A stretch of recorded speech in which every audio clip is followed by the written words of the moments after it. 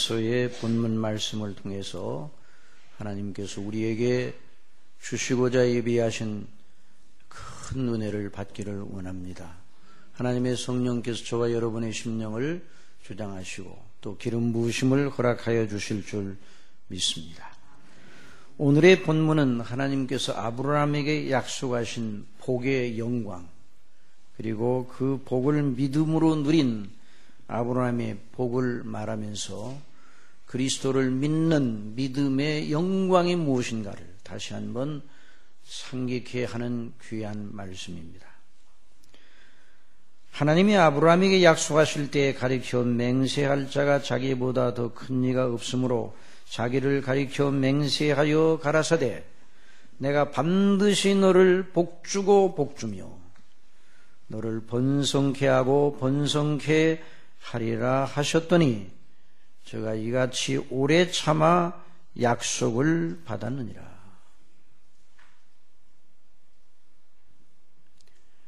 우리가 이 말씀을 통해서 은혜를 받고자 하는데요, 언뜻 사람의 생각으로는 이런 생각이 들어올 수 있습니다.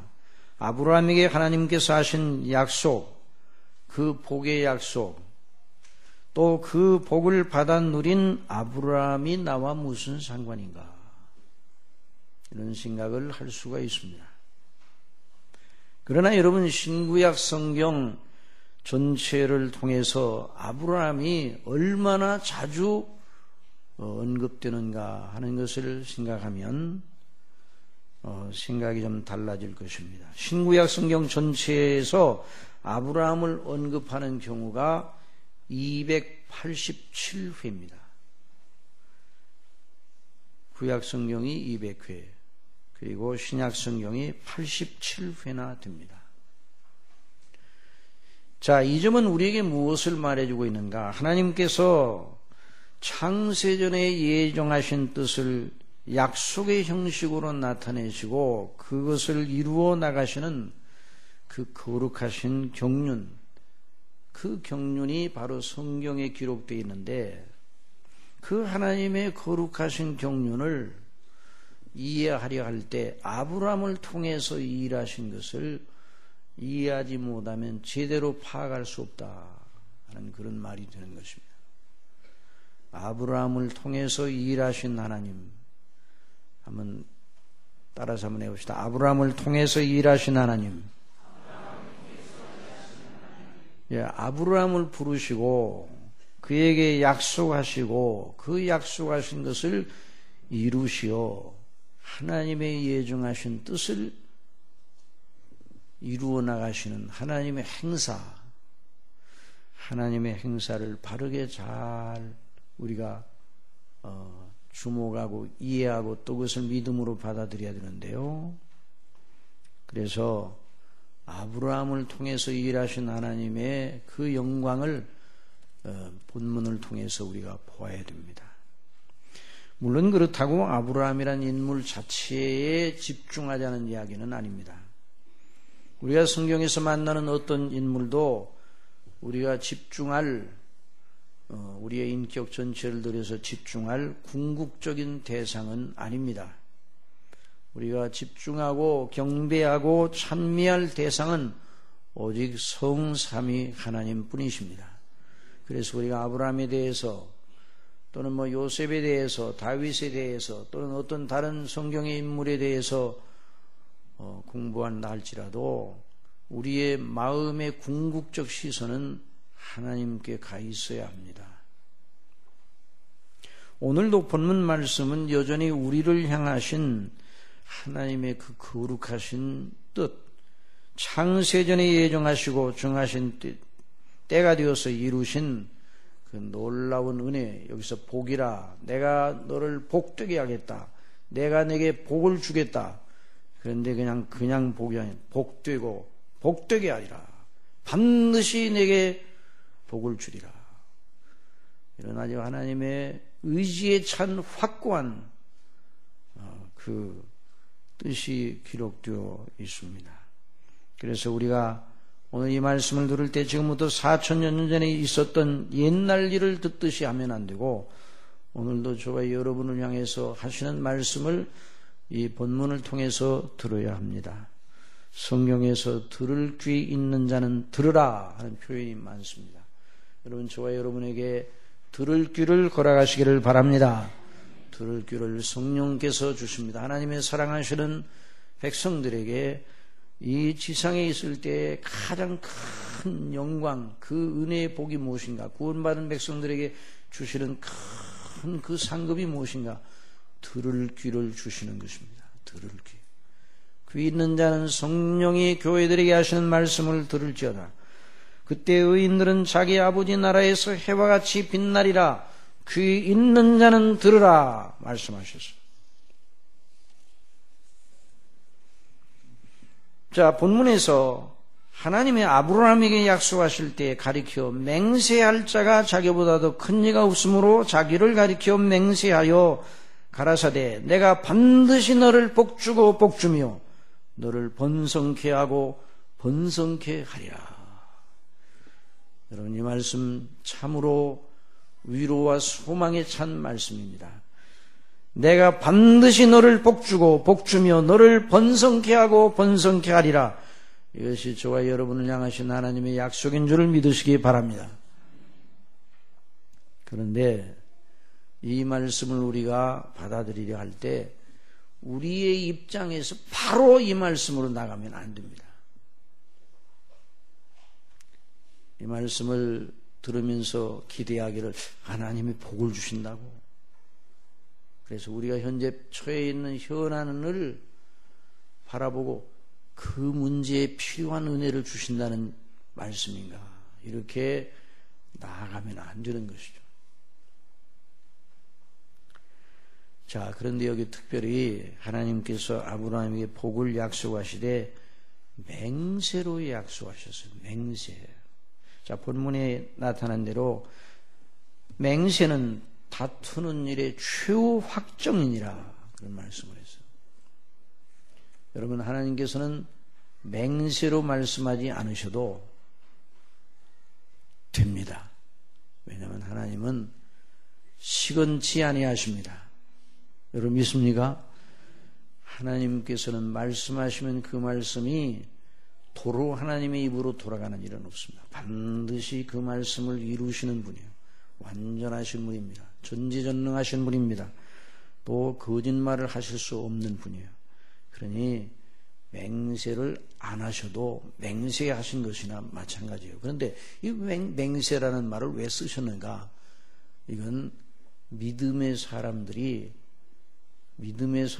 더 견고한 확신을 가지고 하나님을 의뢰하도록 하기 위한 하나님의 배려였습니다.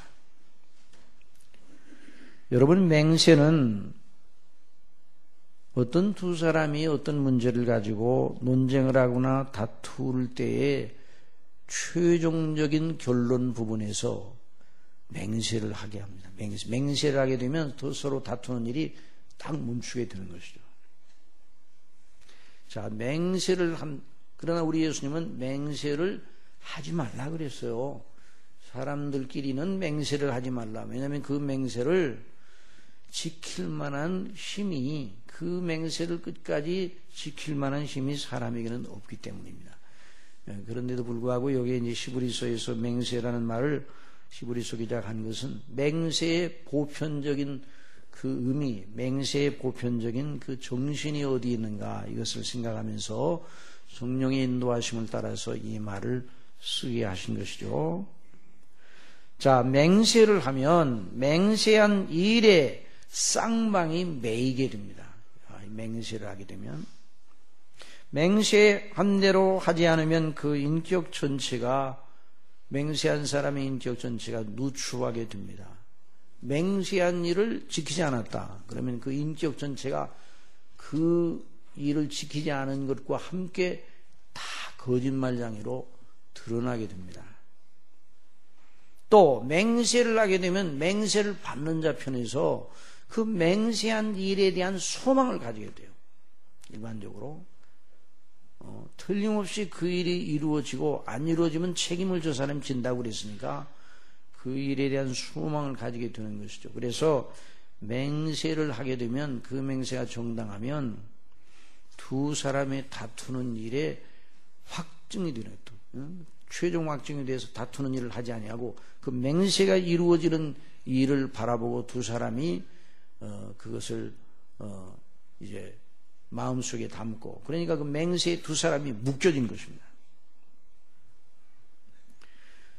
여러분, 맹세는 말로만 하면 되는 것이 아니죠.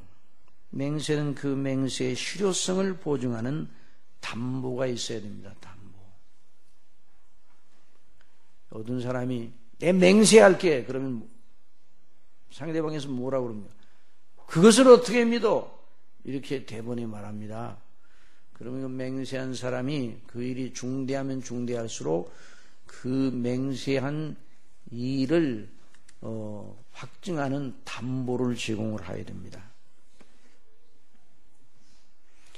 그 맹세한 대로 지키지 못할 때에 뭘로 책임을 질 거야? 라고 이쪽에서 요구하게 되죠. 그건 뭐 당연한 것이죠. 그래, 이 사람이 내가 맹세할게요. 저 보이는 저 산 있죠? 저 산으로 내가 맹세하겠습니다. 그러면 이쪽에 있는 사람이, 그 말을 듣는 사람이, 아니 저 산과 당신과 무슨 상관이 있어? 저 산을 당신 마음대로 할 수 있어요? 그 사람이 말합니다. 그러면 그 산이 내 소유입니다. 소유임을 증거하는 증빙 서류를 가지고 와서 그 말을 한다면 그 맹세는 실효성이 있는 것이죠. 그러므로 맹세는 함부로 할 수 없어요. 그래서 맹세는 저희 모든 다투는 일의 최후 확정이라 그렇게 히브리서 기자는 성령님의 인도하심을 따라서 말하였습니다.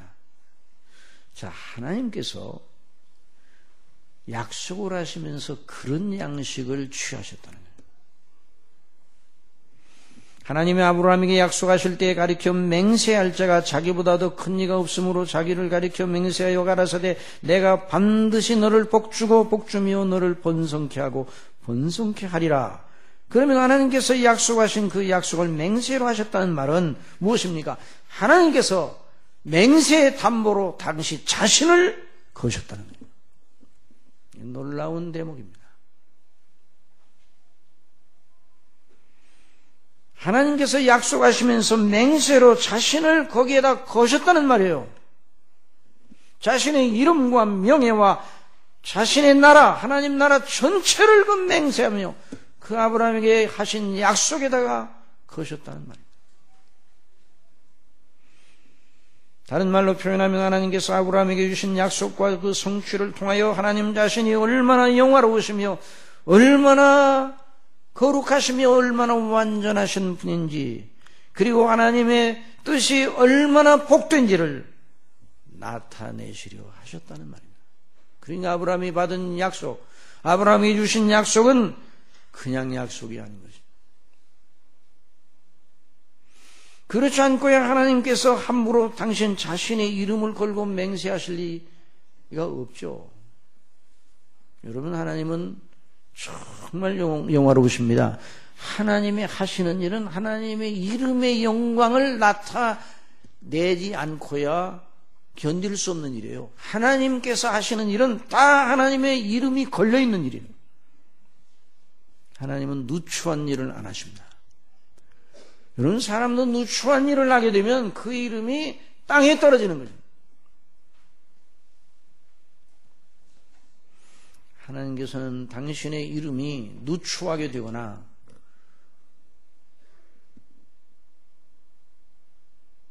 땅에 떨어지는 일을 하실 리가 없어요. 물론 사람들이 하나님을 못 오가는 일이 있기는 하지만 그렇다고 해서 하나님의 이름이 땅에 떨어지는 건 아닙니다. 하나님께서 아브라함에게 맹세를 약속하셨다는 건 그 약속에 자신을 온전히 묶어 매었다. 그러니 우리가 하나님 당신의 이름을 두고 약속하신 그 약속이 무엇인가를 주목해야 돼요.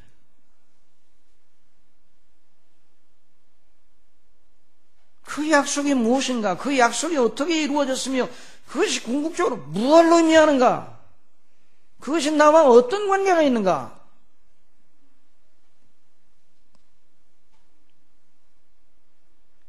이것이 저와 여러분의 최대의 관심거리가 돼요. 하나님이 이름을 거셨다니, 맹세하셨다니. 자, 그것을 마음에 두면서 본문이 말하는 말을 따라서 몇 가지 요점을 생각해 보고자 합니다. 첫째, 이 일은 전적으로 하나님의 주권적인 처사에 있습니다. 뭐라고요? 하나님의 주권적인 처사에 있어요. 아브라함 편에서 하나님 저에게 복을 주세요. 복을 주시되 이러한 복을 좀 주세요. 이렇게 명세표를 작성해서 하나님 앞에 제출을 하여서 하나님께서 그것을 보시고 그래 그렇게 해주겠다 이렇게 하신 것이 아니라 오직 하나님께서 자청하시어 주권적으로 아브라함에게 복을 약속하시고 맹세로 약속하셨습니다. 아브라함은 꿈도 꾼 적이 없어요. 아브라함은 미리 계획한 적도 없어요. 아브라함은 하나님 앞에 어떤 바람을 가지고 있었던 것도 아니에요. 그런데 하나님께서 아브라함을 어느 날 부르셔서 약속해 주셔서, 그런데 그 약속이 어마어마한 약속이에요. 보통 약속이 아니에요. 사람이 감히 상상해내지 못할 어마어마한 내용입니다. 창세기 12장 1절에 여호와께서 아브라함에게 이르시되 너는 너의 본토 친척 아비집을 떠나 내가 네게 지시할 땅으로 가라. 내가 너로 큰 민족을 이루고 네게 복을 주어 네 이름을 창대케 하리니 너는 복의 근원이 될지라. 너를 축복하는 자에게는 내가 복을 내리고 너를 저주하는 자에게는 내가 저주하리니 땅의 모든 족속이 너를 인하여 복을 얻을 것이니라.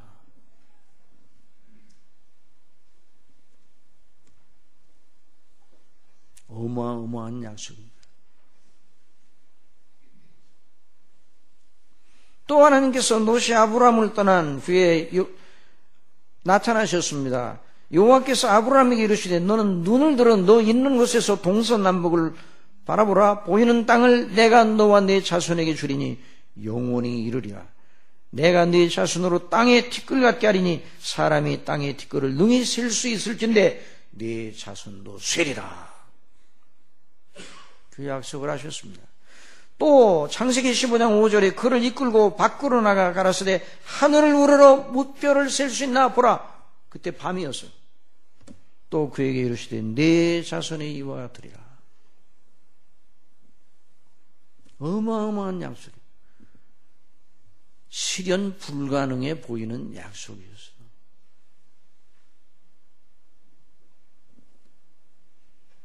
아브라함이 이 복을 약속받을 때 그 안에 사례는 자식이 하나도 없었어요. 만일 당시 아브라함이 하나님께서 이 복의 약속을 하실 때에 그 아들들이 여럿 있다 하더라도 그 자손이 땅의 티끌처럼 하늘의 별처럼 많을 것이라는 약속의 말씀은 너무너무 어마어마해서 믿기가 불가능한 그런 일이 아니었겠어요? 그런데 하나도 없어요, 자녀가.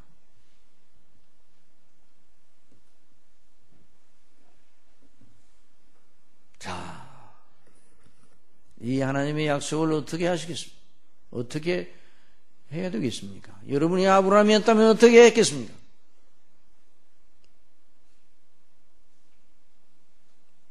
저와 여러분이 그 당시 그 약속을 받은 상대였고 오늘 우리와 같은 생각을 가진 우리의 이 생각의 차원에서 그 약속을 받았다면 어떻게 하겠어요? 너무 현실감이 없어요. 크기는 큰데 피부에 와닿지 않아요. 불가능해요. 하나님, 저는 그런 거 원치 않아요.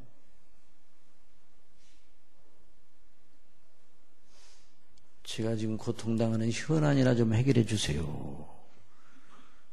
그랬을 거예요.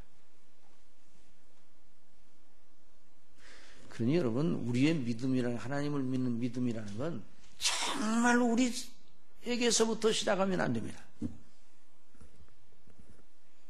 여러분은 어떤 방식으로 여러분을 압박하고 여러분을 괴롭게 하는 문제가 있더라도 거기서부터 믿음을 시작하면 안 됩니다.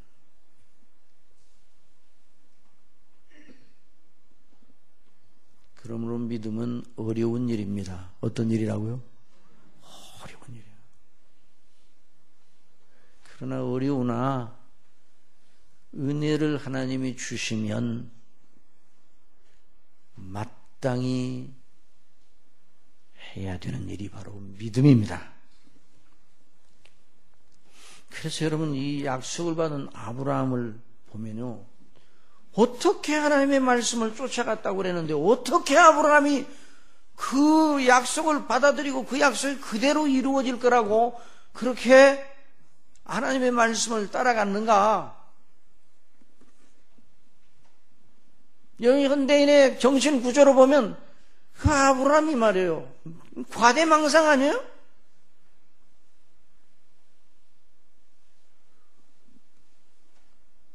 아니, 자녀가 하나도 없는데도 불구하고 그 약속을 따라갔다.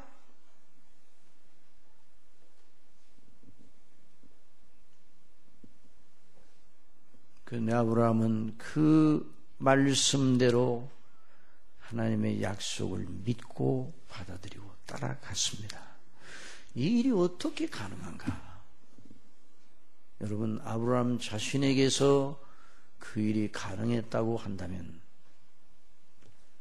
그건 앞뒤가 맞지 않는 일입니다. 저나 여러분이 그런 약속을 오늘 받았다고 한다면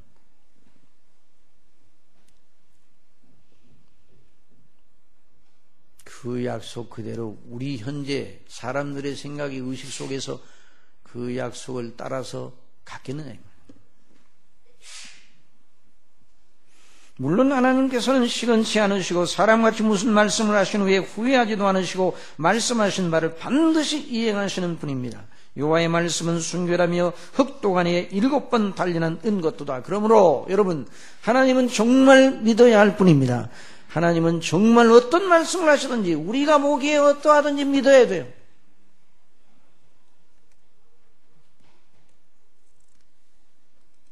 그러나 하나님의 말씀은 우리가 보기에 너무 어렵고 너무 높고 그래 피부에 와닿지 않아요. 오늘 현재 그리스도인들이 자꾸만 피부에 와닿는 하나님의 은혜를 구하니까 그게 믿음이 아니에요. 그건.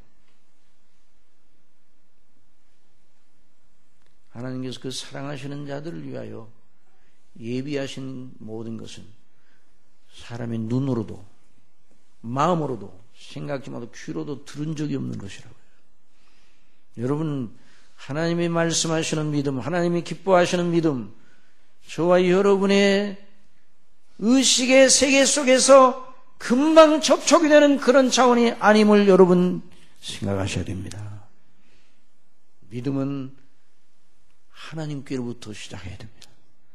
하나님의 은혜의 줄기를 붙잡아야 됩니다. 그래서 아브라함이 어떻게 하나님의 말씀을 쫓아갔는가? 일반 자연스러운 본성에서 나온 그 생각을 가지고 아브라함이 하나님을 쫓아갔는가? 그러면 본성에서 그 하나님의 말씀을 쫓아갔다면요, 아브라함이 가면서 계속 질문을 던졌을 거예요. 언제 그 일이 이루어져요? 의문이 많아. 세월이 점점 지나갑니다. 아니, 하나님, 세월이 지나가고 있어요. 언제 이루어져요?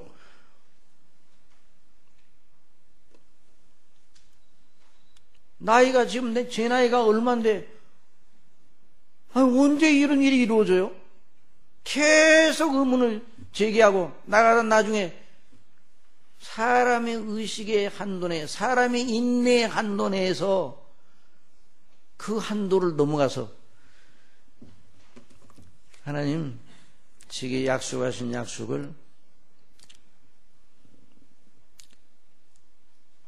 오늘날 사람식으로 못 들은 걸로 하기로 했습니다.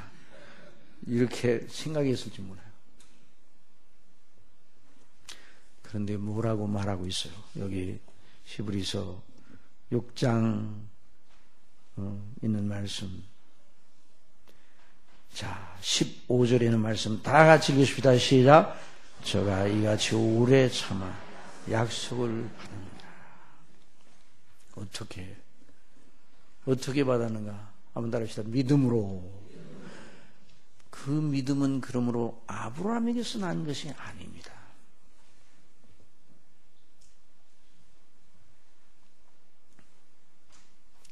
성경은 한결같이 성경이 말하는 믿음, 하나님께서 기뻐하시는 믿음은 사람 속에서 창출될 수 있는 것이 아니라고 말합니다.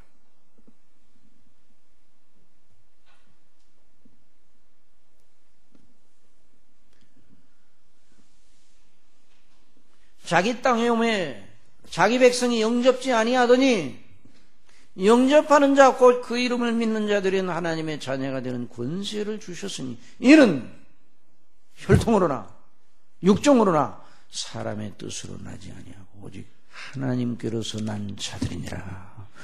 여러분, 믿음은 하나님께서 창출하시는 것입니다. 그래서 사도 바울이 고린도 교회를 목회하면서 내가 너희 가운데 거할 때 약하며 두려워하며 심히 떨었다고 그렇게 고백을 하였어요. 그 무엇 때문에 사도 바울에게 떨었는가? 자신의 힘으로, 자신의 논리와 설득의 힘으로, 사도 바울의 지혜로 한 사람도 그리스도의 예수님 십자가의 도를 믿게 할 수 없다는 것을 알았기 때문입니다. 한 사람도 믿게 할 수 없어요. 여러분, 분명히 알아야 됩니다. 어느 사람도 다른 사람에게 믿음을 갖게 할 사람은 이 세상에 한 사람도 없습니다. 누가 누구에게 믿음을 갖게 합니까? 내가 그 사람 전도했는데 그래서 믿게 됐어요. 물론 하나님께서 전도에 미련한 것을 믿는 자들을 구원하시기를 기뻐하십니다. 그럼에도 불구하고 그 전도를 통해서 역사하신 분이 하나님이십니다. 그래서 믿음이 창출된 거예요. 그런 믿음이 아니면 다 떠나는 믿음. 그래서 사도 바울이 내 말과 내 전도함이 지혜에 권하는 말로 하지 아니하고 다만 성령의 나타남과 능력으로 하여 너희 믿음이 사람이 지혜에 있지 아니하고 다만 하나님의 능력에 있게 하려 하였노라. 저와 여러분의 믿음이 하나님의 능력에 붙잡힌 바 된 믿음이 되기를 원합니다. 언제나 이런 믿음이어야 돼요. 이런 믿음이어야 돼요. 그러나 우리가 온전한 자들 중에서 지혜를 말하는 이는 이 세상의 지혜가 아니요 이 세상에 없어질 관원의 지혜도 아니요 오직 비밀한 가운데 있는 하나님의 지혜를 말하는 것이니 곧 감추었던 것인데 하나님이 우리의 영광을 위하사 만세전에 미리 정하신 것이라. 이 지혜는 이 세대의 관원이 하나도 알지 못하였나니 만일 알았다면 영광의 주를 십자가에 못 박지 아니하였으리라. 기록된 바 하나님이 자기를 사랑하는 자들을 위하여 예비하신 모든 것은 눈으로 보지 못하고 귀로도 듣지 못하고 사람의 마음으로도 생각지 못하였다 함과 같으니라. 오직 하나님의 성령으로 이것을 우리에게 보이셨으니 성령님으로 거듭난 사람만이 아브라함과 같은 믿음을 가질 수가 있어요. 너희 안에 행하시는 이는 하나님이시니 누구시라고요? 자기의 기쁘신 뜻을 위하여 너희로 소원을 두고 행하게 하시나니 하나님의 약속, 그 약속을 받아들이고 그 약속을 따라가는 그 믿음 다 하나님의 주권과 불가항력적인 은혜의 사슬에 매이는 것입니다. 이것이 바로 성령이 말하는 구원받을 만한 믿음의 내용인 것입니다.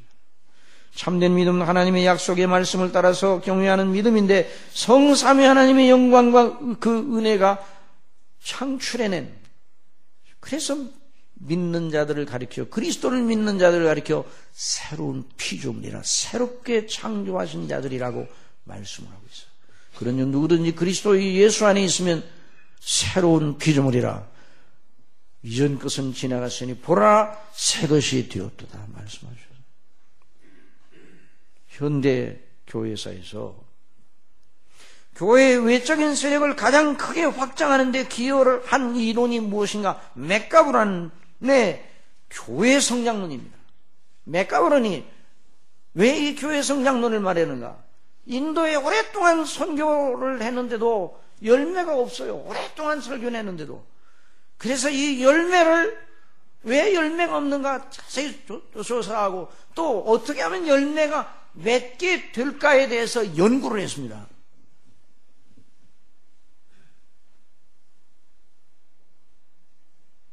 그리고 문화인류학적인, 사회 문화인류학적인 접근 방식으로 믿음의 열매를 창출해 낼 수 있다는 이런 생각을 가졌어요. 어떤 부족이 예수 그리스도를 영접하도록 하면 추장만 개종하게 되면 다 따라오는. 그래서 그런 방식으로 계속 교회가 성장하는 성장론을 주장을 했어요. 그래서 현대 교회사에서 교회의 외적인 세력을 확장하는 데 가장 큰 기여를 한 것이 맥가브론의 교회 성장론입니다. 그러나 현대 교회사에서 성경이 말하는 참된 믿음, 하나님의 약속을 믿는 아브라함의 믿음과 같은 믿음을 선교 전략과 지혜로 만들어낼 수 있다고 하는 의식을 사람들에게 갖게 한 가장 나쁜 이론이 바로 교회 성장론이에요.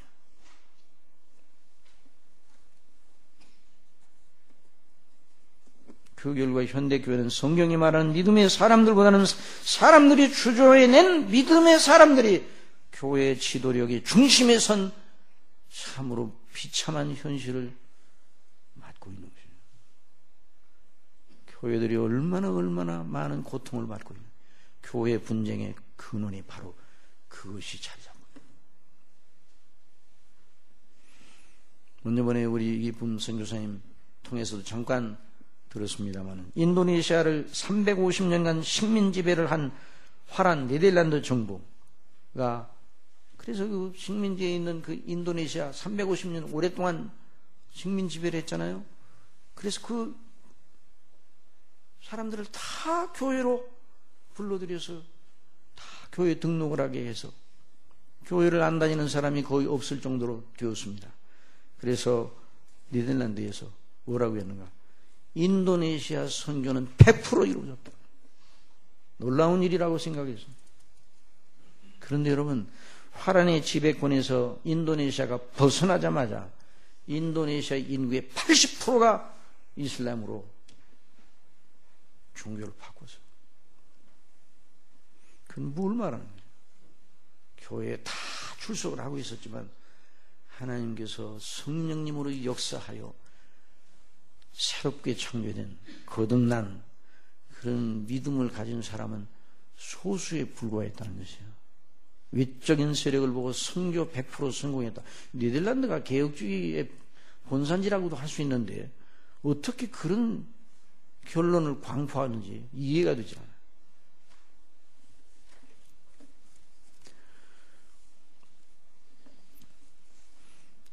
여기 아브라함에게 약속하신 이 약속의 핵심은 무엇이에요? 번성하고 너를 잘되게 하겠다. 너를 복되어 내가 반드시 복을 주고 너를 번성케 하고 번성케 하리라. 외적인 그 아브라함과 그 혈통의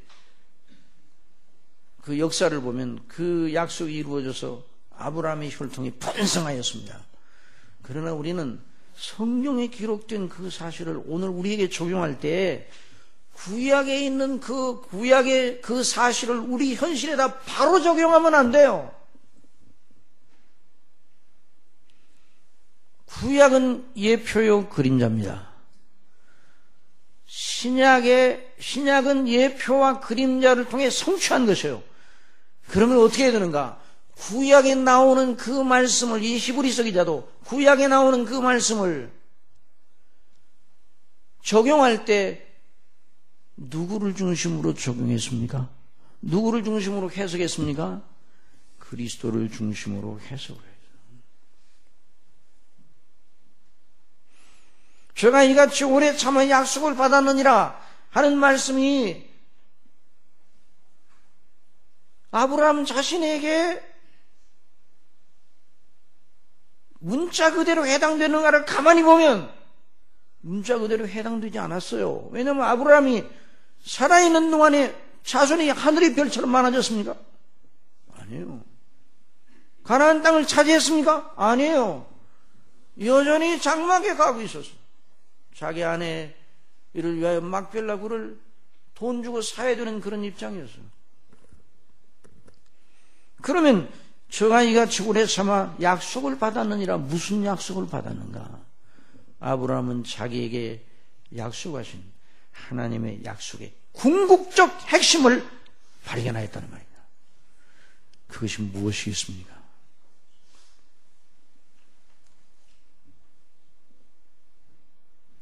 우리 예수님께서 말씀하셨어요. 아브라함이 한번 합시다. 아브라함이 나의 때 될 것을 보고 즐거워했느니라. 아브라함이 약속을 오래 참아 약속을 받았다는 그 말씀이 단순하게 육신적 혈통이 번성하는 것을 보았다는 그 말이 아니라 바로 그리스도를 통해서 이루실 대속의 은혜와 구원의 영광을 바라보고 그걸 즐거워하고 그러니 아브라함이 그 그리스도로 말미암아 주어질 구원의 영광을 내다보면서 기뻐하였다는 말이죠. 그것이 아브라함이 순례길을 지탱하고 있던 지주였습니다.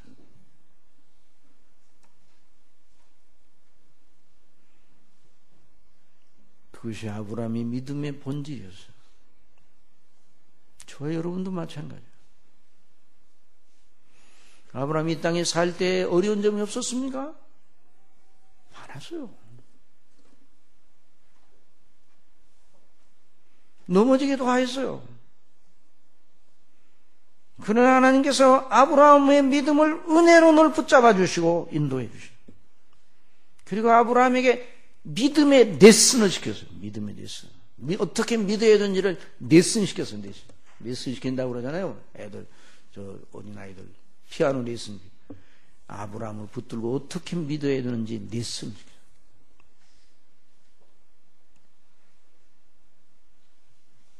그래서 하나님께서 아브라함으로 하여금 하나님은 죽은 자도 살리시고 없는 것도 있는 것처럼 부르시는 이시라는 사실을 믿게 해주셔서 그 믿음의 레슨이에요.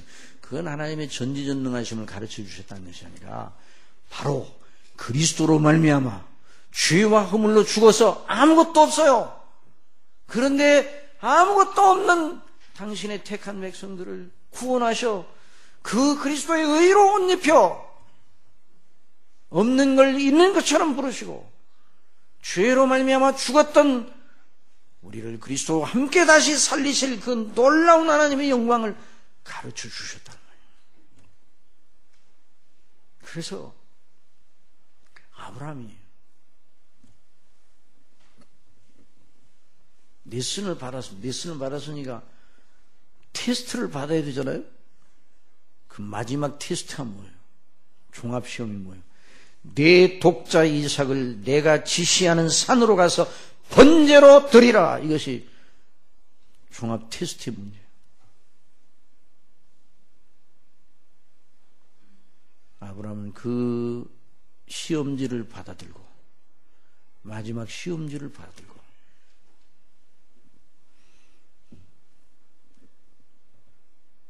여러분 시험 보는 학생들이 공부할 때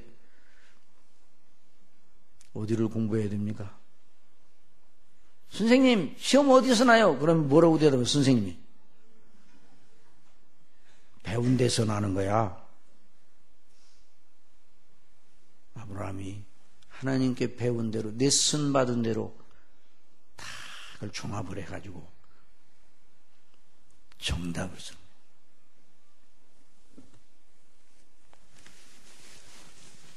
하나님은 완전한 선생님. 그리고 아브라함은 정말 신실한 학생이었어요. 그 믿음을 하나님께서 주셔서 믿음의 교육을 잘 받게 하셨어요. 그리고 아브라함이 어떻게 했어요? 자기 이삭, 자기 아들 독자 이삭을 묶어 매가지고 결박해서 제단 위에다가 올려놨습니다.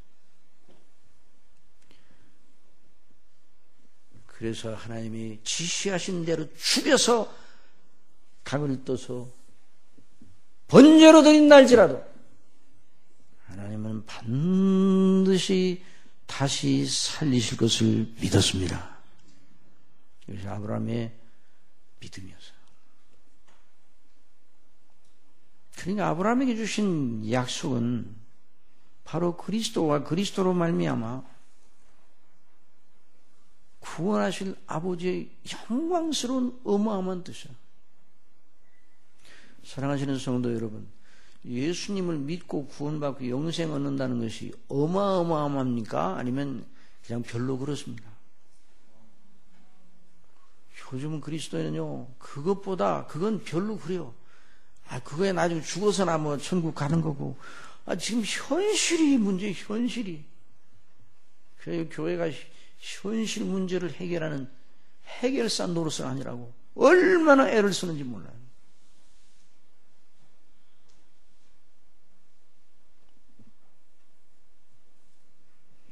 여러분, 저와 여러분이 예수 그리스도를 믿음으로 말미암아 구원을 받고 하나님의 자녀가 되고 하나님의 나라의 영원한 백성이 되게 하신 이 하나님의 거룩하신 뜻과 그 놀라운 은혜가 너무 어마어마하다는 것을 알아야 돼요. 너무너무 어마어마한 것이에요. 여러분, 저 같은 사람이 예수님을 믿고 구원을 받아 하나님을 아버지라고 부르다니 어마어마한 것이 아닙니다. 너무 크고 놀라운 것이 더 이상 받을 것이 없을 정도로 받은 거예요.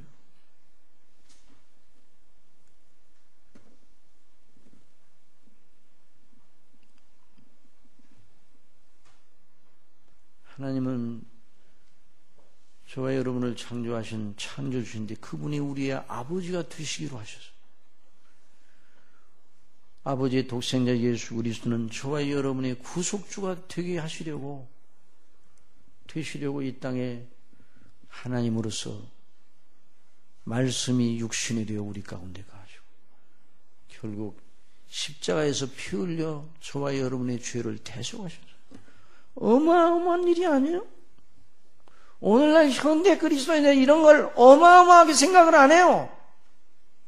다른 것이 어마어마해요. 다른 것이.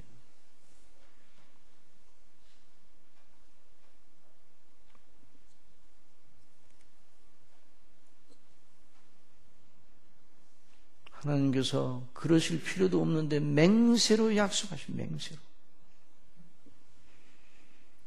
당신의 이름과 당신의 나라와 그 전체를 다 쓸어넣어 당신의 이름을 거기다 다 거셨어요. 그 일이 무엇인가? 저와 여러분을 그리스도 안에서 구원하신 일입니다. 그러니 이 일을 인하여 늘 기뻐해야 돼요. 다른 모든 것이 우리를 압박한다 할지라도 그걸 붙들고 그 영광을 바라보고 우리의 눈이 그리스도의 영광 그 안에 주신 아버지의 사랑을 생각하게 되면 우리를 괴롭게 하는 그 괴로운 찌르는 것이 그 고통이 가셔지는 거죠. 능히 극복할 수 있는 것입니다. 이런 그리스도인이 되시기를 바랍니다. 그러니까 바로 이것을 여기서 말씀하고 계시는 거죠. 아브라함은 넘어졌어요. 연약해졌어요. 그러나 저는 넘어지나 아주 엎드러지지 아니하면 여호와께서 손으로 붙드심이라 하는 시편 37편의 말씀이 그대로 아브라함에게도 적용돼서 저와 여러분에게도 적용돼요. 저와 여러분이 얼마나 연약한지. 시편 73편 기자는 믿음의 시련을 겪다가 다시 회복하게 하시는 하나님의 은혜를 깨닫고 나서 뭐라고 했습니까? 내가 이같이 우매무지하니 주의 앞에 짐승이오나. 그래서 짐승이요, 내 짐승 같아요. 내가 이성을 가졌다는 게 뭡니까? 정말 아무것도 아니네요. 내가 주님 앞에 짐승이오나. 내가 항상 주와 함께하니, 그 말씀은 주님께서 항상 나와 함께 하셔서 주께서 내 오른손을 붙드셨다. 내가 그러므로 파멸되지 아니하고 믿음을 부인하고 버리지 않는 것은 하나님이 나를 붙잡아 주시는 연고니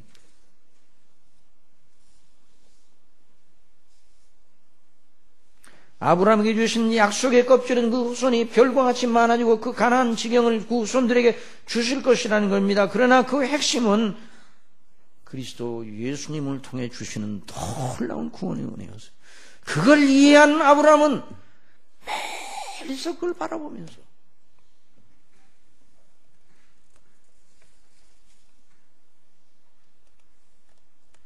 기뻐하고 즐거워하고 그 세상을 이겼어요. 그걸 내다보면서 아버지의 집을 향하여 마지막 호흡을 쉬면서 아버지의 집을 바라보며 영광의 날, 그리스도의 날을 바라보며 그 아버지의 뜻이 완성되고 완전하게 더 이상 손대지 못할 정도로 완벽하게 이루어질 그 영광을 바라보며 세상을 떠난 것입니다. 히브리서 11장 13절에 이 사람들은 다 믿음을 따라 죽었으며 뭘 따라 죽었다고요? 믿음을 따라 죽었어요. 약속을 받지 못하였다. 여기서는 약속을 받지 못하였다. 그 말은 무슨 말? 그리스도께서 오시어 구원을 이루시는 그것을 이 땅에 있는 동안에는 아직 보지 못했다는 겁니다. 그것들을 멀리서 보며 환영하며 또 땅에서는 외국인과 나그네라 증가했으니 이같이 말하는 자들은 본향 차는 것을 나타냅니다. 저희가 나온 바 본향을 생각하면 돌아갈 기회가 있었으리니와 저희가 이제는 더 나은 본향을 사모하니 곧 하늘에 있는 것이라. 그러므로 하나님이 저희 하나님의 일컬음 받으심을 부끄러워 아니하시고 저희를 위하여 한 성을 예비하셨느니라. 오늘 히브리서 6장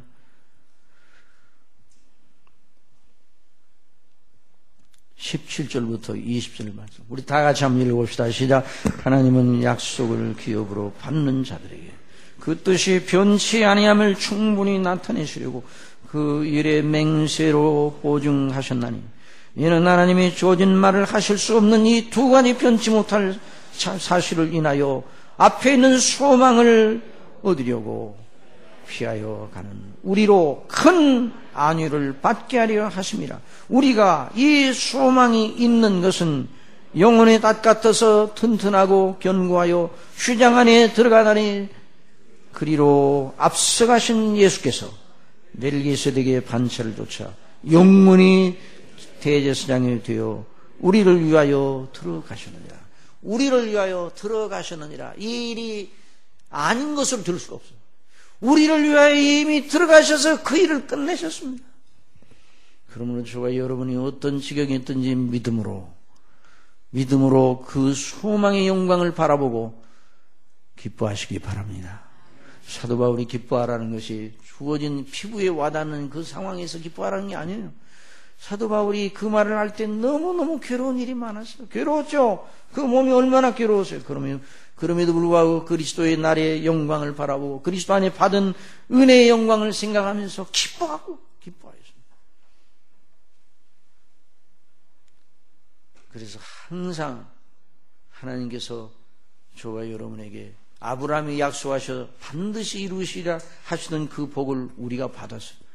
우리는 그리스도의 날을 바라보고 아버지의 집을 바라보고 순례길 속에서 이 땅에서 하루하루의 날들, 우리에게 허락하신 날들 동안 주의 영광과 그 이름을 위해서, 그 나라를 위해서 맡겨주신 그 모든 일을 감당하며 믿음으로 범사에 행해 나가야 될 것입니다. 앞서 휘장 안으로 들어가신 그 주님을 따라서 그 일을 위해 우리 속에 성령께서 날마다 함께 계셔서 주께 영광을 돌리고 우리를 가르쳐 주시고 우리에게 능력을 주시고 우리를 깨우쳐 주시고 우리를 늘 위로하여 주시고 늘 우리와 함께 그 순례길 의의 길을 가도록 주장하시는 겁니다. 이런 귀한 은혜의 역사가 한 주간 동안도 계속 될 수 있도록 반드시 은혜 주실 줄 믿습니다.